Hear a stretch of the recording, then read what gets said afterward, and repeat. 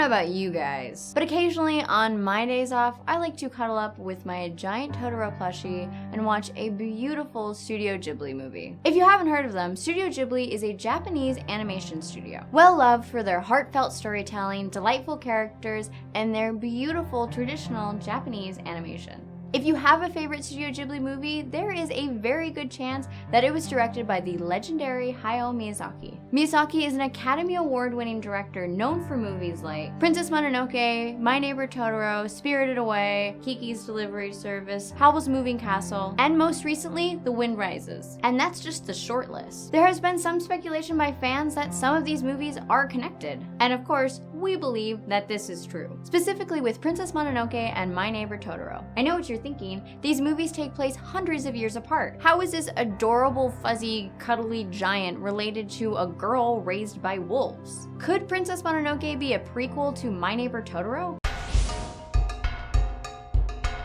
My Neighbor Totoro and Princess Mononoke are two of Miyazaki's most well-known movies. Totoro is the story of two young sisters discovering a friendly wood spirit, taking place in 1958 in post-World War II rural Japan. Mononoke also takes place in Japan, but during the Muromachi period, which is roughly between 1336 and 1537, basically a long time ago, where there's a conflict between the forest gods and the humans who are trying to use up all of the resources of the forest. Darn you humans. A cursed prince befriends a girl raised by wolves, and they work together to bring peace to their two battling communities. These two movies take place literally hundreds of years apart and have drastically different storylines. So how could they be connected? Simple. They take place in the same location, just hundreds of years apart. How can this be? Just because these films are made by the same director doesn't necessarily mean they're in the same universe, right? Well, if you've ever watched more than one of Miyazaki's movies, you'll probably notice that there's a lot of repetition throughout his career. There's definitely certain themes he's clearly drawn to in his storytelling, but also specific visuals that reappear throughout his movies. For example, the infamous suit spirits, which have appeared in both My Neighbor Totoro and Spirited Away. And if you pay attention closely, there are definitely a few characters in Totoro and Mononoke that could totally be genetically related, albeit with hundreds of years of separation. For example, Jigo and Mononoke, and the granny in My Neighbor Totoro both look surprisingly related, even down to the similar mole on their left eyebrow. Granny is even seen wearing a very familiar red vest during the end credits of the movie.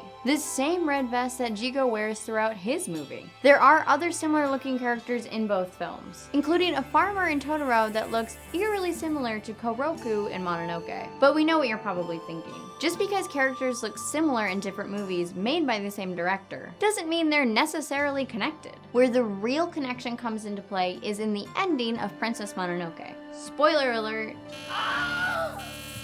The movie ends with a big battle. The forest spirit is beheaded and the entire forest starts to die. But together, Ashitaka, the cursed prince, and San, the wolf girl, work together to return the head back to the god. The forest spirit is restored and begins to heal the land, as well as the curse. Yay! After the battle, San and Ashitaka are admiring their new forest, and she tells us that even if the trees return, the forest won't belong to the forest spirit anymore. Ashitaka disagrees and insists the forest spirit could never be truly dead because it represents life. Lady Ibashi, the film's main antagonist and the leader of Iron Town, comes in and recognizes that it might be time to rebuild their own town, but in a newer and better way. Perhaps instead of the town producing iron, which is what got them into the mess with the forest gods in the first place, they could instead turn themselves into a rural farming village. Fast forward hundreds of years. The forest has regrown, now lacking any beasts that may have existed during the time of Princess Mononoke, but as life goes on, the spirits still exist. In fact, there is one spirit that could easily be the reincarnation of Mononoke's forest spirit, except this spirit represents the result of more peaceful times. He even makes flowers and trees grow, just like the ancient forest spirit. San may be right that the forest could regrow, but that the original forest spirit could no longer live in this forest. Instead, this forest is now occupied by a giant, friendly Totoro, the perfect companion for two little girls that need him.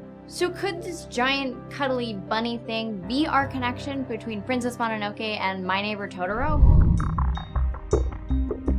There There's a lot to consider with whether these films are intentionally connected. While My Neighbor Totoro was finished 9 years before Princess Mononoke, there are sketches dating back to the late 1970s drawn by Miyazaki of his ideas for a movie about a princess living in the woods with a beast. He later drew the initial storyboards for Princess Mononoke in 1994, but had difficulties developing the story thanks to using similar story elements in Totoro. It is completely possible that these two stories take place in the same place, or even in the same universe. The only thing that can derail this conspiracy, though, is the places that inspired these story locations. The forest of Mononoke is known to be inspired by Yakushima, while Totoro's forest is known to be based off the Sayama forest, and is in fact often referred to as Totoro's forest today. Both of these places exist, but on completely different sides of Japan. If these stories are meant to accurately exist in these specific forests, they could never actually be in the same exact location, unless these forests are just being used as an inspiration, and not meant to be the exact geographic location of each story. Similar to other movies that may be inspired by pre-existing locations, but canonically exist in their own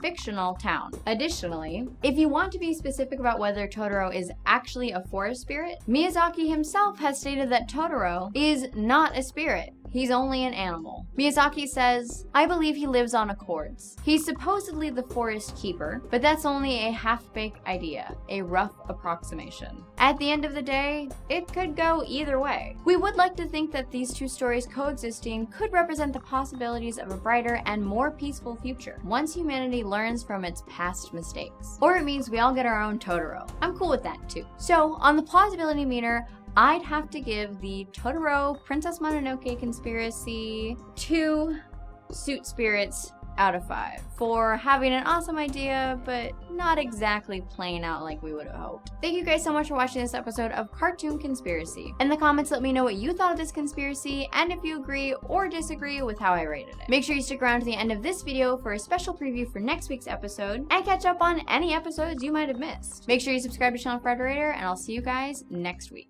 Most girls grow up listening to the princess narrative. You know the drill. Those stories about young women being rescued by dashing princes and then living happily ever after. It's a tale as old as time, and there's no bigger pusher of the princess narrative than Disney. From the debut of Snow White and the Seven Dwarfs in 1937, Disney has practically been churning out those charming princes on a conveyor belt. And little girls all over the world grew up arguing which prince was the dreamiest of the dreamy. Flynn Rider. But is it all a big lie? Are all of those princes actually total jerks? And we've actually been rooting for our beloved heroines to end up with a guy we wouldn't wish upon our worst enemies?